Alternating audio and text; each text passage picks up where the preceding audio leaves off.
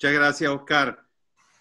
Bueno, muy honrado de estar aquí en este panel de gente tan de grandes ligas, para decirlo en términos beisbolísticos. Yo me siento honrado pues de estar aquí, agradezco al instituto, agradezco a IDEA y agradezco por supuesto al diario Las Américas. Y bueno, yo creo que el panel es suficientemente calificado desde el punto de vista jurídico y yo no tanto. Entonces sí, comentar quizá algunas impresiones a raíz del informe, ¿no? Primero que los venezolanos llevamos mucho tiempo esperando que los ojos del mundo se posen sobre nosotros en términos de las terribles violaciones a los derechos humanos que se están cometiendo en Venezuela. Estas cosas que están siendo denunciadas en este informe ya para nosotros eran conocidas, es decir, nosotros convivimos con todas estas violaciones que ahora han sido denunciadas. Este informe tiene una trascendencia increíble, porque primero por la seriedad que lo avala, segundo por la calidad y la profundidad de la investigación, y tercero por la descripción detallada de todas las violaciones que se han hecho de los derechos humanos en Venezuela, y además por el establecimiento de responsabilidades.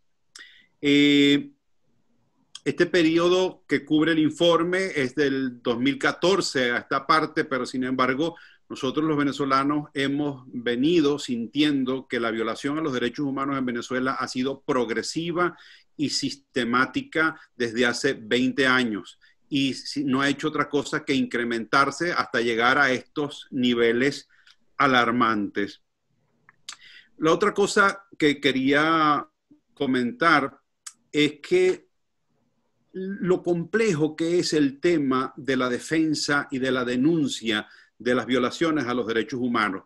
Primero porque estas denuncias, cuando ya se hacen con seriedad, como es el caso de este informe, llegan cuando ya las violaciones son muy graves y hay muchas víctimas de estas violaciones.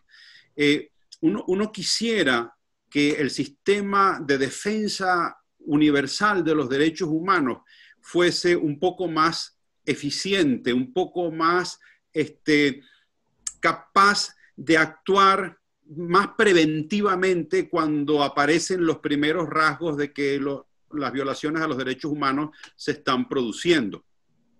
Y eso es una cosa que a nosotros los venezolanos nos inquieta, porque efectivamente este informe es valioso y lo agradecemos, pero justo en este momento se siguen produciendo violaciones a los derechos humanos en Venezuela. En el momento en que nosotros estamos conversando sobre este tema, en las cárceles venezolanas, los presos políticos están siendo víctimas de violaciones a los derechos humanos. Bueno, lo decía antes, pero lo subrayo nuevamente, que es el hecho de las responsabilidades que se establecen en este informe. Creo que eso es una cosa que va más allá de muchas otras investigaciones que se han hecho sobre el tema de las violaciones a los derechos humanos en Venezuela.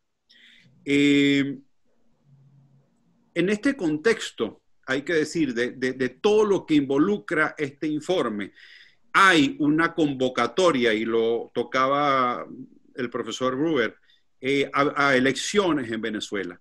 Unas elecciones que no pueden producirse en condiciones de confiabilidad, en condiciones de honestidad, en condiciones de credibilidad.